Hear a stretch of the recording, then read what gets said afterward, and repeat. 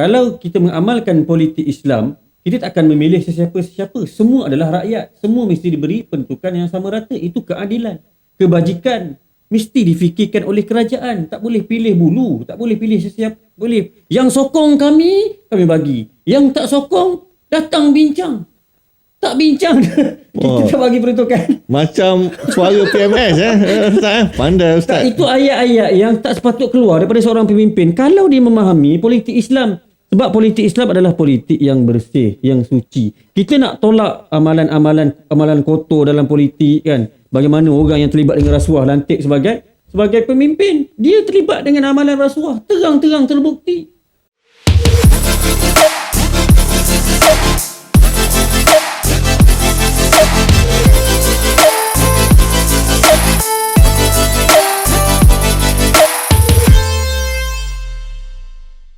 Assalamualaikum warahmatullahi wabarakatuh. Bertemu kita sekali lagi di Konti Mahwarak. Bersama saya Azlan ataupun lebih dikenali sebagai Lebai Accountant.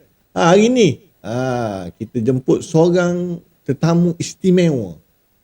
Figura yang sedang meningkat naik. Anak muda di Negeri Pahang. Tidak asing lagi. Saya perkenalkan Al-Fadil Ustaz Zarimi Abu Zih. Apa khabar Ustaz? Alhamdulillah. Sihat ya? Alhamdulillah sihat.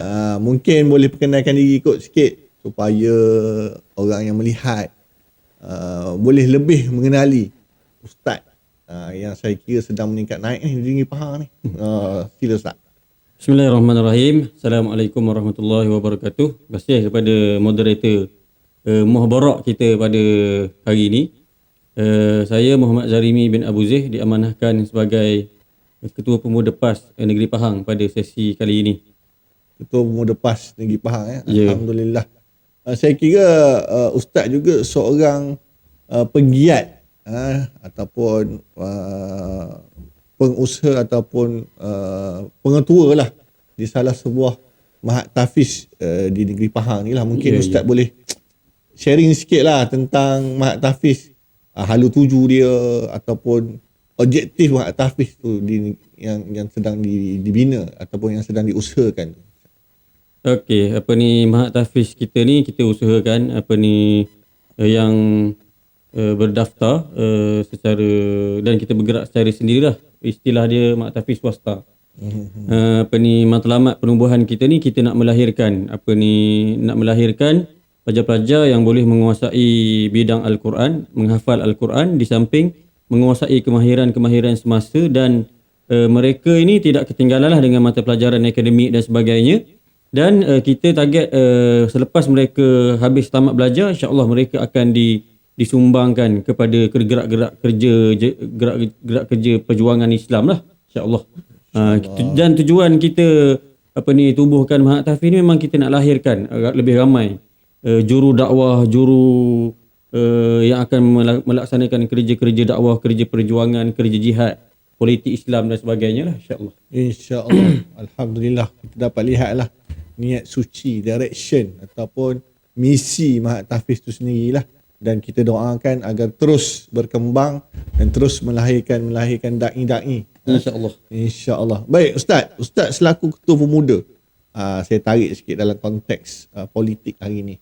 Selepas pasca PRU yang ke-15 ini, bagaimana Ustaz melihat politik di Negeri Pahang? Mungkin dari konteks sisi anak muda lah kan. Kalau kita lihat sejarah pilihan raya di Negeri Pahang ni, PRU yang ke-15 ni saya kira satu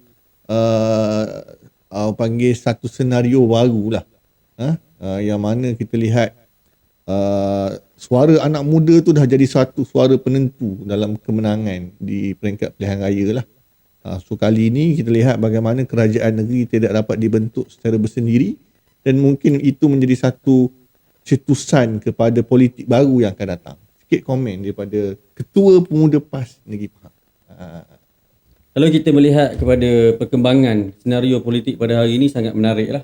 Kan bagaimana undi anak muda yang menjadi penentu kepada kemenangan sesuatu gabungan parti politik. walaupun pada awalnya mungkin kita rasa kita kurang bersetuju dengan undi 18, Betul. undi umur yang ke-18. Betul. Tetapi apakah daya, walaupun dalam keadaan kita tidak setuju pada ketika dibentangkan RUU tersebut di Parlimen, di Dewan Rakyat, tetapi kita akui dan kita bekerja. Dan kita bekerja, kita cuba menarik anak-anak muda supaya mereka sedar berkenaan dengan kepentingan politik. Terutama sekali kepentingan politik Islam yang bersih, yang stabil, yang bebas daripada khianat, rasuah dan sebagainya. Bila kita lihat senario negeri Pahang, kalau kita tengok pada PRU yang sebelum ini, PRU yang ke-14. PRU ke-14 PAS berjaya memenangi 8 kerusi adun yang berjaya kita hantar ke Dewan Undangan Negeri. Dan alhamdulillah khidmat YB PAS kepada rakyat ni, alhamdulillah ramai yang kita turun di peringkat adun-adun yang dimenangi oleh PAS, mereka cukup memuji ataupun mereka cukup bertuah kerana memiliki YB daripada PAS. Kenapa? YB PAS memang turun buat kerja, turun bagi bantuan. Baru-baru ni Menteri Besar Pahang ada sebut berkenaan dengan kalau berlaku bencana, mana YB PAS?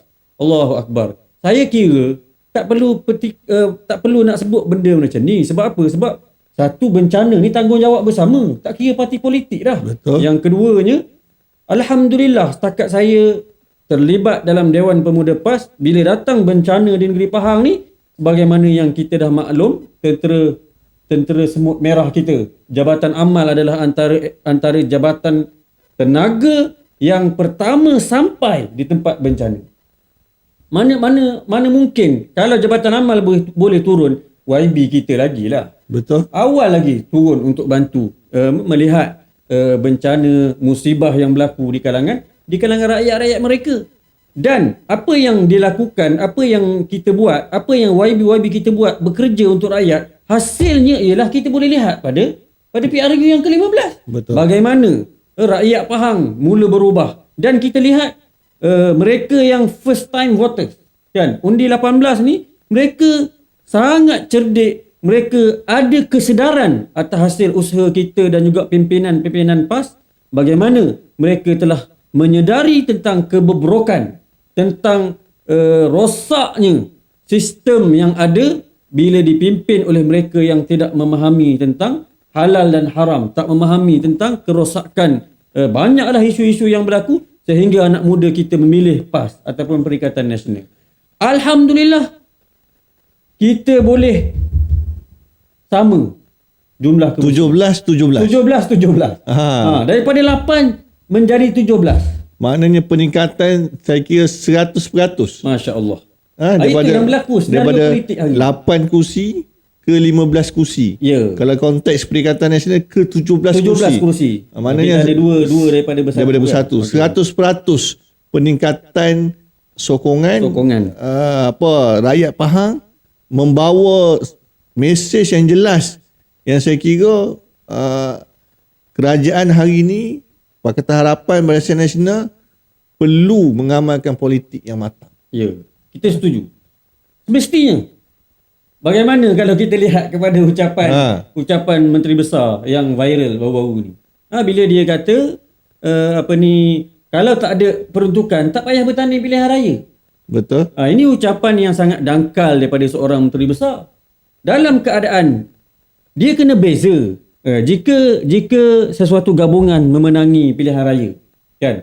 Whatever lah gabungan daripada PN ataupun BN ataupun Pakatan PH Harapan lah. ataupun PH. Bila memenangi pilihan raya dan membentuk kerajaan, gabungan itu sekarang berada dalam kerajaan sebagai entiti sebuah kerajaan yang mesti berkhidmat untuk semua rakyat. Betul. Dia tak boleh pilih hanya bagi sumbangan kepada orang yang sokong dia saja. Tak betul.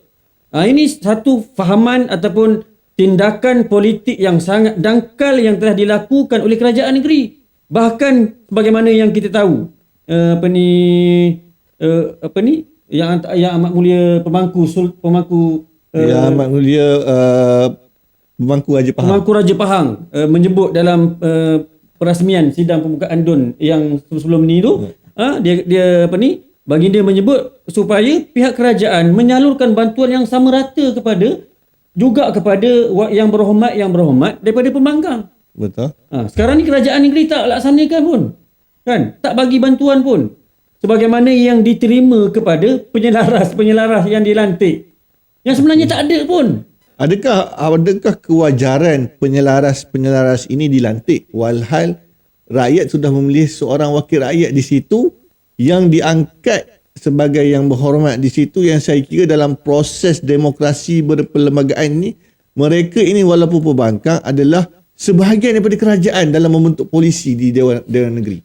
Kita melihat ini adalah usaha-usaha untuk menyusahkan wakil rakyat daripada pembangkang, wakil rakyat daripada PAS, Perikatan Nasional yang telah dipilih oleh rakyat. Kesan dia apa? Bila mereka melantik penyelaras daripada UMNO sendiri sebagai contoh. So penyelaras UMNO akan beri sumbangan kepada ahli-ahli UMNO. Dia akan siasat sebagaimana politik kuno yang sebelum-sebelum ini telah diamalkan akan berulang kembali. Sedangkan hari ini kita telah berubah. Kan? Cumanya saya cukup yakin jika kerajaan UMNO hari ini yang memerintah, kalau mereka teruskan budaya kuno seperti ini, saya ingat PRU yang ke-16 mereka bersedia untuk jadi pembangkang dan berkurangan kerusi mereka. InsyaAllah. InsyaAllah. Sebab kita lihat bagaimana hari ini pasca PRU yang ke-15, 4 negeri yang ditadbir urus dimenangi oleh PAS khususnya dan Perikatan Nasional memberi peruntukan yang seadil dan sewajarnya kepada yang berhormat daripada BN maupun PH ataupun pembangkang di Dewan Negeri masing-masing. Ini bukti bahawa kita cukup adil. Kita cukup ataupun kita mengamalkan budaya politik yang matang, kan? Bila dah habis pilihan raya, habislah pilihan raya. Masa untuk khidmat kepada rakyat. Betul. So kerajaan perlu bagi bantuan. Perlu hulurkan peruntukan kepada YB kita supaya mereka boleh salurkan kepada rakyat-rakyat mereka yang sepatutnya menerima sumbangan, yang sepatutnya diberi perhatian oleh YB kawasan-kawasan yang dimenangi oleh pembangkang. Namun peruntukan itu tak sampai diberi kepada penyelaras yang dilantik oleh kerajaan negeri. Sedangkan dalam keadaan rakyat setempat itu, rakyat di kawasan Adun itu, ADN itu telah dipilih dalam pilihan raya. Pilihan raya ini adalah sah dari sudut perlembagaan. Betul. Kenapa nak menafikan pula pilihan rakyat? Bermaksud dengan situasi dan keadaan yang ada hari ini di negeri Pahang, adakah Ustaz bersetuju yang kerajaan hari ini yang dipimpin oleh Yang Amat Berhormat Menteri Besar melalui gabungan Barisan Nasional, PH yang dimonopoli oleh DAP dalam PH itu menafikan pilihan rakyat di tempat-tempat yang dimenangi oleh Perikatan Nasional? Jelas, tindakan yang dilakukan cukup jelas. Bagaimana peruntukan tak diberikan, kan? Bagaimana adun-adun kita nak improve, nak pergi pegawai-pegawai kerajaan tak dibenarkan, kan? Nak masuk ke dalam sekolah tak dibenarkan. Ini adalah double standard yang berlaku dalam struktur pengurusan politik peringkat negeri dan juga negara pun. So kita kira insya-Allah jika dan kita cukup yakin dan berdasarkan trend PRK yang berlaku pun, contoh pelangai lah di negeri Pahang. Betul. Walaupun PRK pelangai PAS masih belum boleh memenangi kerusi tersebut, namun kita melihat undi anak muda meningkat. Betul. Sokongan anak muda meningkat di Dun Pelangai. Ini menunjukkan bahawa anak muda cukup bosan, anak muda cukup jelik dengan politik. Dangkal yang diamalkan oleh UMNO dan juga Pakatan Harapan. Bagaimana beras sekian lama tak ada. Bila berlaku pilihan raya, tiba-tiba beras ada banyak. Kan? Habis pilihan raya tak nampak pula. Pilihan raya tak ada pula. Kan? Ini terbukti bahawa mereka ini melakukan sesuatu hanya fikir kepada kepentingan politik masing-masing. Bukan nak khidmat untuk rakyat. Boleh setuju ke? Saya bersetuju dengan apa yang Ustaz cakap tu. Macam tak terkata dah tu. Nak menggambarkan air teruknya kerajaan hari ni. Sampai tak terluah kata-kata tu. Begitulah. saya nak menarik sikit kan, dan mohon respon daripada Ustaz lah. Kenapa negeri-negeri yang ditadbir urus oleh PAS, Perikatan Nasional, sanggup memberikan peruntukan kepada Yang Berhormat Pembangkang, sedangkan di negeri-negeri lain yang YB PAS, PN wakili, mereka ni disekat peruntukan. Kenapa di kawasan-kawasan, di negeri-negeri yang diperintah tu tidak membuat benda yang sama? Dia kalau kita nak hurah ni panjang ni. Kan? Cuma kita jelas, prinsip kita PAS ni jelas. Kan? Kita mengamalkan politik Islam. Dalam Islam, keadilan mesti ditegakkan. Kan? Pembahagian peruntukan sama rata ni adalah mesti dilakukan. Kenapa? Dia adalah amanah bila rakyat dah pilih. Walaupun rakyat yang pilih awak, contoh di negeri Terengganu tak ada. Tak ada. Itu yang jam tu. Ada pembangkang. Tak nak bagi peruntukan, tak ada orang. Tapi insya-Allah kita salurkan. Tak kira walaupun kita tahu dia penghuni UMNO ke, dia penghuni Pakatan Harapan, insya-Allah kerajaan Terengganu kita yakin bagi peruntukan yang adil. Contoh di Kelantan ada wakil rakyat daripada Pakatan Harapan ataupun daripada UMNO kan. Ada dua. Seorang daripada Barisan Nasional, seorang daripada Pakatan Harapan. Okey. Dua-dua tetap diberi peruntukan. Kenapa? Kerana rakyat Kelantan walaupun telah memilih UMNO atau Pakatan Harapan, itu adalah rakyat Kelantan yang mesti diberi hak sama rata oleh kerajaan negeri. Walaupun kerajaan negeri adalah dimenangi oleh PAS. Ini adalah satu amalan yang sepatutnya diamalkan oleh sesiapa yang menjadi pemimpin. Dia dikira sebagai satu tanggungjawab, amanah yang Allah telah berikan kepada pemimpin. Kalau kita menyekat peruntukan, kita tak bagi peruntukan sama rata, bermakna kita zalim dan kita telah khianat kepada mandat yang telah rakyat berikan.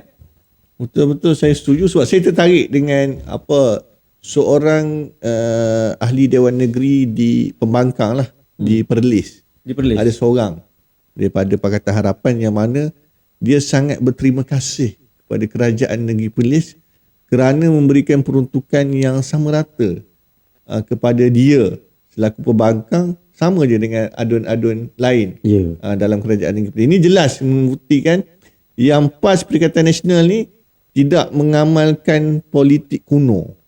Politik dulu-dulu dah tak amal lah. So betul. Sekarang ni lebih kepada keterbukaan. Yang penting khidmat kepada rakyat itu menjadi asas nombor satu dalam perkhidmatan kerajaan ini. Ustaz bersetuju dengan apa yang saya cakap? Saya bersetuju. Keadilan dalam Islam kan. Itu sebab penting seorang pemimpin memahami politik Islam. Dalam politik Islam, kebajikan rakyat, keadilan, keadilan mesti diutamakan. So tak kira sesiapa pun. Ini sangat penting. Sebab kalau kita mengamalkan politik Islam, kita tak akan memilih sesiapa-sesiapa. Semua adalah rakyat. Semua mesti diberi peruntukan yang sama rata. Itu keadilan. Kebajikan mesti difikirkan oleh kerajaan. Tak boleh pilih bulu. Tak boleh pilih sesiapa. Boleh. Yang sokong kami bagi. Yang tak sokong, datang bincang. Tak bincang, kita tak bagi peruntukan. Macam suara PMS Ustaz. Pandai Ustaz. Itu ayat-ayat yang tak sepatut keluar daripada seorang pemimpin kalau dia memahami politik Islam. Sebab politik Islam adalah politik yang bersih, yang suci. Kita nak tolak amalan kotor dalam politik kan. Bagaimana orang yang terlibat dengan rasuah lantik sebagai pemimpin, dia terlibat dengan amalan rasuah, terang-terang terbukti. Tapi masih lagi diangkat sebagai orang nombor 2. Orang nombor 2 yang dalam Islam rasuah ni, songlap duit ni semua haram hukum ni. Kita dah tahu dah kredibiliti seorang pemimpin yang terlibat dengan benda-benda macam ni. Kan kenapa masih lagi nak dilantik? Adakah isu nak mengekalkan kuasa itu menjadi keutamaan dia, menyebabkan dia terpaksa? Itu satu benda juga kan, yang kita tengok tindakan terdesak mereka untuk berkuasa. Tapi kita melihat kepada sejarah kan, kemungkinan berlaku dengan apa yang berlaku, kerosakan, kebobrokan yang berlaku ini, kita cukup yakin bahawa gabungan ini gabungan yang tidak kuat kan.